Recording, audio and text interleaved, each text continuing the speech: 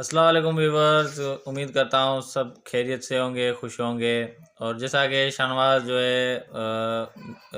है बिल्ली का आवाज़ निकालता है और बच्चे का, तो शाहनवाज से रिक्वेस्ट करते हैं हमें बिल्ली का और बच्चे का साउंड सुनाए।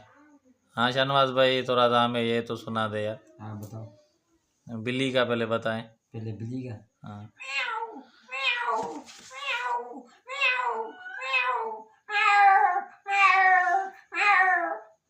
अब बच्चे का बता।